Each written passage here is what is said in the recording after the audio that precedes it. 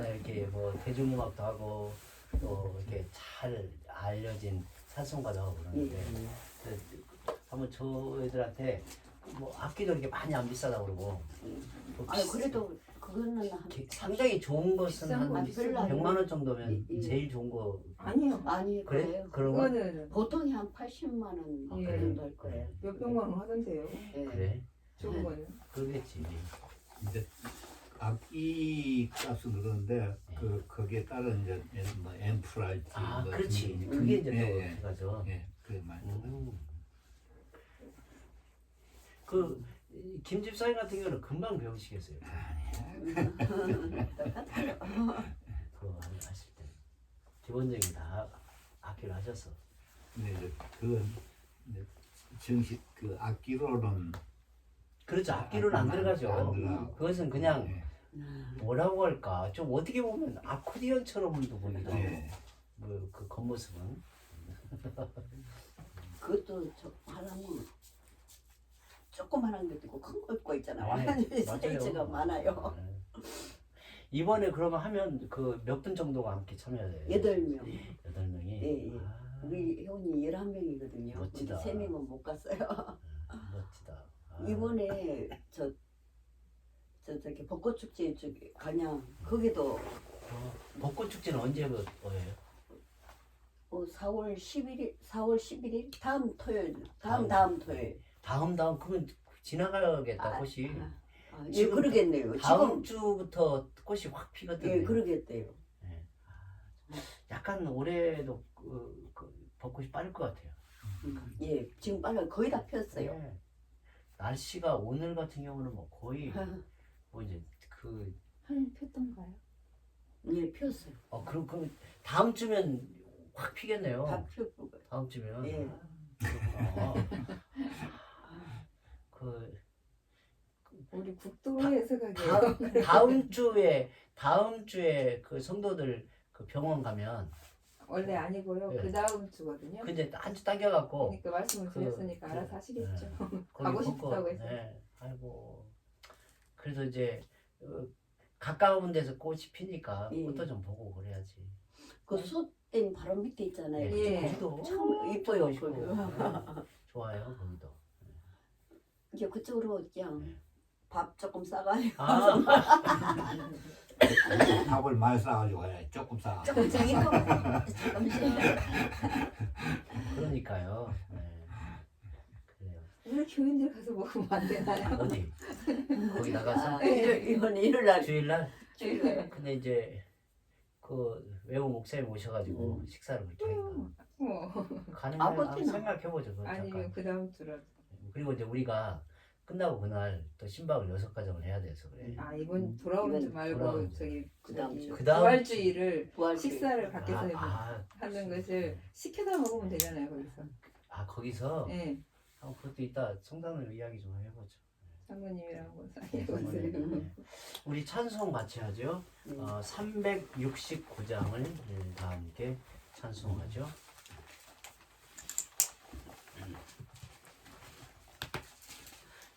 (369장을) 다 함께 우리 함께 찬송합니다. 죄짐 맡은 우리 구주 어찌 좋은 친구인지 걱정 근심 무거운지 우리 주께 맡기세. 주께 고함 없는 고로 복을 받지 못하네. 사람들이 어찌하여 아를 줄을 모를까. 시험 걱정 모든 괴로움 없는 사람 누군가. 부질없이 낙심 말고 기도드려 아뢰세. 이런 진실하신 친구 찾아볼 올 수 있을까? 우리 약함하시오니 어찌 아니하릴까? 근심 걱정 무거운 짐 아니 진자 누군가? 피난처는 우리 예수 주께 기도드리세. 세상 친구 멸시하고 너를 조롱하여도 예수 품에 안기워서 참된 이로 받겠네. 아멘. 말씀은 빌립보서 4장 이거 보시면 되겠습니다. 빌립보서 4장 4절에서 7절까지 함께 보겠습니다. 제가 읽겠습니다. 빌립보서 4장 4절에서 7절을 함께 봅니다. 주 안에서 항상 기뻐하라. 내가 다시 말하노니 기뻐하라. 너희 관용을 모든 사람에게 알게 하라. 주께서 가까우시니라.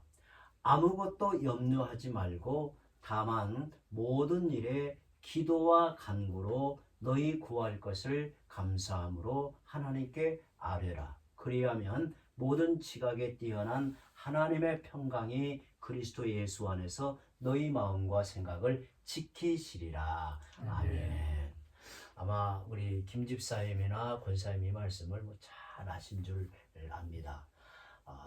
익숙하게 늘 듣던 말씀이고 또 암송할 만큼 익숙한 말씀이라고 생각을 합니다. 그런데 이 말씀을 우리가 한번 깊이 한번 생각하면서 함께 이 말씀이 오늘 우리에게 무엇을 말씀하는가 오늘 함께 나누고자 합니다.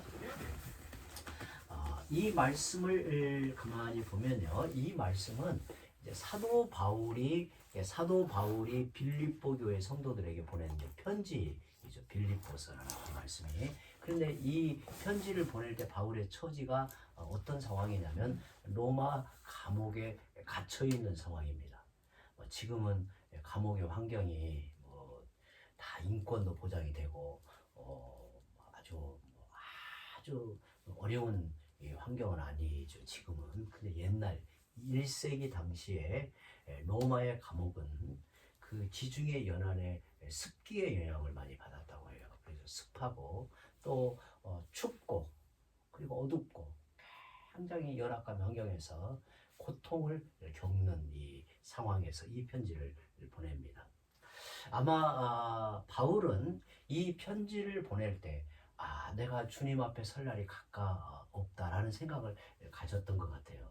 이 편지를 보내고 잠시 풀려났다가 다시 투옥이 되고 나서 이제 바울은 순교를 당합니다. 그러니까 바울이 어떤 상황에서 이 편지를 보냈는가가 우리가 이제 생각할 수 있는 거죠. 그런데 그 처지에서 성도들을 향해서 그 당시에도 성도들도 여유 있는 상황에서 신앙생활을 하는 게 아니라 늘 그 로마 제국의 그 핍박 속에서 신앙생활하는 그 처지에 있는 성도들에게 이 말씀을 합니다. 주 안에서 항상 기뻐하라. 사실 항상 기뻐한다라고 하는 것은 현실적으로 이렇게 가만히 생각해 보면 불가능하게 보여요. 왜냐하면 우리의 인생이라고 하는 것은 늘 다가오는 것이 기쁨의 상황만 아니죠. 짜증도 나고 또 답답하기도 하고 또 나이가 들어가면 또 이제 어떤 데는 허망한 마음도 들고 또 이제 건강의 위협을 이렇게 이제 받습니다. 두려운 마음도 들고 이제 염려가 이제 생기죠. 그런데 바울은 주 안에 있는 자들이 순종해야 될 의지적 선택이다 이렇게 말씀을 하는 거예요. 항상 기뻐하라. 그런데 또 한 번을 반복해요. 내가 다시 말하는데 기뻐하라. 그러니까 사도 바울이 왜 이렇게 말씀을 그들에게 전할까를 생각해 보면 신자가 하나님의 은혜 안에 있는 신자들이 어떤 삶의 자세를 가져야 하는가를 우리에게 이제 말하고 있습니다. 우리 안에 기쁨의 근원을 품고 사는 사람들이 신자들이라는 것. 우리 안에 성령이 우리 안에 역사하여 성령의 열매로 희락, 기쁨을 우리 안에 주신다는 거죠. 또 그리스도께서 우리가 우리의 구주이신 그리스도를 생각하면 그리스도께서 내 인생의 모든 죄와 허물을 담당하여 십자가에 죽으시고 그리스도 안에서 새로운 인생, 새 사람을 살고 있는 우리에게 있어서 세상과 다른 어떤 인생의 자세, 그것이 이제 사도 바울은 이제 가장 중요한 이제 자세로 기뻐하는 자세라고 하는 겁니다. 기뻐한다라는 거예요. 근데 이게 어떻게 가능할까? 이제 생각을 이제 하나만 좀 해보면, 이제 우리는 보통 환경의 지배를 받습니다. 그렇죠. 뭐 매일마다 우리는 이 환경의 지배를 받지 않을 수가 없어요. 그런데 그 환경을 지배하는 하나님을 신뢰하여 기뻐하라는 거예요. 굉장히 역설적이죠. 환경의 지배를 받고 살 수밖에 없는 우리가 그 환경을 지배하고 다스리는 하나님께 너희의 인생을 의지하여 살아야 된다. 그러면 항상 기뻐하게 된다라고 하는 것을 말하고 있습니다. 그래서 이게 이제 두 분이 이렇게 이제 신앙생활하고 이렇게 생활해 나가다가 내 마음이 이렇게 막 메마르고 왠지 이렇게 불평과 원망이 막 이렇게 흘러나오면 내가 지금 신앙을 하나님 앞에 바로 세워야 되겠다. 그 이렇게 사인으로 이제 생각하는 게 중요합니다. 목회자인 저는 특별히 그런 것 같아요. 이렇게 자칫 이렇게 삶 속에서 그 내 마음에 뭔가 이 막 그 쌓여 있는 이 불평이 나도 모르게 내 영혼을 이렇게 잠식할 때가 있어요. 그러면 이제 뭐가 문제가 되냐면 이게 모든 게 짐스러워요. 그리고 짐스럽게 되면 사람은 뭐냐면 이제 자기 이 입장에서 타협하는 게으름으로 가요. 그래서 이게 결국에는 신자다운 삶에서 벗어나거든요. 그런다 해서 뭐 세상 사람들이 무슨 욕하고 문제가 있다 하는 것은 아니어도 이 기본의 자세가 이제 틀어지는 거죠. 근데 이것은 모든 신자들에게 있어서 중요한 문제예요. 항상 기뻐하라. 이 말씀을 곰곰이 생각해 보시기 바랍니다. 항상 기뻐한다라는 것이 정말 바울의 그 역설적인 메시지라는 것을 생각하면서, 특별히 이 시대를 살아가는 성도들에게 있어서 항상 기뻐하라고 하는 것은 좀 표현하자면 좀 뜬구름 같은 이야기 같이 들리지만 이 말씀에는 굉장히 중요한 메시지가 담겨 있다는 거예요. 이제 두 번째 바울이 성도들에게 부탁하는 것은 너희 관용을 모든 사람에게 알게 하라. 주께서 가까우시니라. 이제 관용은 쉽게 말하면 너그러운 마음입니다. 너그러운 자세. 그러니까 저는 이제 저 자신뿐만 아니라 우리 성도들에게 이렇게 이제 늘 바람이 뭐냐면 연세가 들어가고 또 신자로서의 삶을 사는 그 연수가 늘어가면 이제 훨씬 더 좀 이렇게 너그러운 마음을 이렇게 가져야 됩니다. 너그러운 마음. 그 관용이라는 것이 바로 그런 거거든요. 관용의 자세라고 하는 것은 너그러운 마음, 그리고 이해하고 용납하여서 잘 이렇게 받아들이는, 그리고 상대방의 입장에서 괜찮습니다. 예. 상대방의 입장에서 문제를 잘 이렇게 바라보고 기다릴 줄 알고, 이게 이제 굉장히 중요한 이 자세입니다. 근데 주께서 가까우시다는 거예요. 주께서 가까우시다는 말은 주님 앞에 설 날이 가까웠다라는 거예요. 그 자녀들에 대해서도 이렇게 너그러운 마음을 갖는 것이 중요. 저도 이제 그렇더라고요. 자녀들에게 좀 더 너그러운 마음을 가져야 된다라는 거. 또 성도들에게 대해서도 그런 마음을 가져. 좀 더 이해하고 기다려주고 또 기도하고 뒤에서 잘 이렇게 바라보고, 이런 게 굉장히 중요합니다. 이제 세 번째 이제 6절과 7절에 이제 중요한 이제 메시지가 아무것도 염려하지 말고 다만 모든 일에 기도와 간구로 너희 구할 것을 감사함으로 하나님께 아뢰라. 그리하면 모든 지각에 뛰어난 하나님의 평강이 그리스도 예수 안에서 너희 마음과 생각을 지키시리라. 저는 6절과 7절을 어떻게 부탁하냐면 한 호흡으로 이렇게 암송해라는 거예요. 계속 반복해서 이렇게 그냥 한번 숨을 들이켜서 이렇게 쫙 암송하는 한번 해보시기 바랍니다.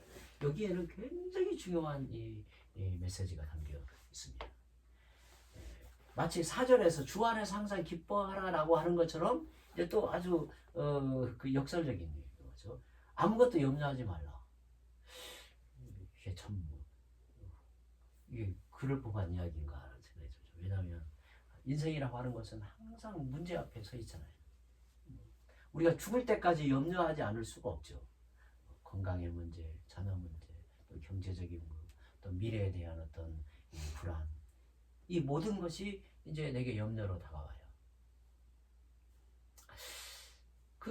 제가 옛날에 서울에서 이제 목회할 때 저하고 같이 동역했던 이 분이 그 성서 유니온에 관련된 그 대표가 윤종아 총무라는 분이 있었어요. 근데 그분 이제 교회에서 이제 사역을 이제 잠깐 했었대요. 그런데 이제 그리고 이제 그분하고 이제 저하고 이제 같은 교회에서 이제 동역을 했는데 그분이 교육자들에게 엄청 싫어하는 것이 있다는 거예요. 엄청. 뭐냐면 한숨을 쉰다거나 이게 염려를 한다거나 그러면 엄청 싫어하고 용납을 안 해야 한다는 거예요. 아무리 염려가 돼도 그냥 그 표현을 하지 말라는 거예요. 그것은 곧 하나님을 의지하지 않는 자세라고 본다는 거예요. 근데 이렇게 가만히 생각해 보면 그 염려라고 하는 것은 백해무익이잖아요. 아무리 100번 염려한들 그게 뭐가 나아지겠어요. 근데 염려라는 것은 우리의 삶을 이렇게 쪼각내고 이렇게 마르게 만든다는 거예요. 그래서 우리 영혼을 어떤 분이 이렇게 표현했어요. 염려라고 하는 건 뭐냐면 우리 영혼을 질식하여 죽게 만드는 게 염려래요. 그래서 어떤 분이 염려를 그렇게 써놨더라고요. 이렇게 읽어보니까 책에 그 날카로운 이빨 하는 맹수가 목을 꽉 물고 죽을 때까지 물고 안 놓아주는 그 상태가 염려라는 거예요. 제가 굉장히 이게 와닿더라고요. 염려를 깊이 하면 할수록 결국에는 우리 영혼의 생기를 잃어요. 영혼의 활력을 잃어요. 그리고 염려가 깊어지면 진짜 하나님을 믿지 않은 상태로 가는 거예요. 그래서 바울은 그냥 덮어놓고 뭐라고 하냐, 아무것도 염려하지 마라. 그러면 어떤 대책이 있어서 염려하지 말라고 하는가? 그것은 다만 모든 일에 기도와 간구로 너희 구할 것을 감사함으로 하나님께 아뢰라는 거예요. 그러니까 좀 이렇게 표현해 볼 수 있는 거죠. 염려를 기도와 간구로 바꾸라는 거예요. 그러니까 염려할 수밖에 없는 인생인데 그 염려를 기도와 간구로 바꾸어서 하나님께 아뢰어라. 근데 이게 얼마나 우리에게 중요한 특권이고 복인지 몰라요. 그래서 제가 언젠가 그렇게 설교를 한 적이 있었습니다. 제 경험담. 목회를 하다 보면 엄청 이게 염려가 될 때가 있어요. 근데 염려라는 게 이게 재밌는 게 가만히 이 마음을 이렇게 넉넉고 염려를 하잖아요. 그럼 염려가 가만히 있는 게 아니에요. 염려가 이게 증폭해요. 점점 커져가지고 나중에는 염려가 태산처럼 바뀌어요. 이게 문제는 뭐냐면 염려가 이게 가만히 이렇게 잠자코 나에게 간혹 이렇게 나를 이렇게 들쑤신 게 아니에요. 염려는 점점 중복해서 그야말로 내 어떤 이 생각을 사로잡아요. 생각을 뒤흔드는 거죠. 그런데 이제 기도와 간구로 하나님께 아뢰면 재밌는 것은 뭐냐면 염려가 작아져요. 이게 그 염려에 계속 노출이 되면 염려가 점점 커져서 태산처럼 되는데 기도와 간구로 하나님 앞에 나아가 은혜를 구하면 염려가 점점 작아져서 제 경험상에는 이제 장만한 콩알처럼 바뀌어요. 그때 염려를 믿음으로 담대히 삼키는 거예요. 그래서 없애는 거예요. 그래서 이렇게 말합니다. 다만 모든 일에 기도와 간구로 너희 구할 것을 감사함으로 하나님께 아뢰라. 이것은 하나님께서 우리에게 너희의 염려를 대처하여 믿음으로 승리하는 길은 단 하나 이거라는 거예요. 기도와 간구로 하나님께 아뢰라. 그리하면 모든 지각에 뛰어난 하나님의 평강이 그리스도 예수 안에서 너희 마음과 생각을 지키시리라 그랬어요. 이 말은 염려의 상황이 순간적으로 사라지는 건 아니라는 말이에요.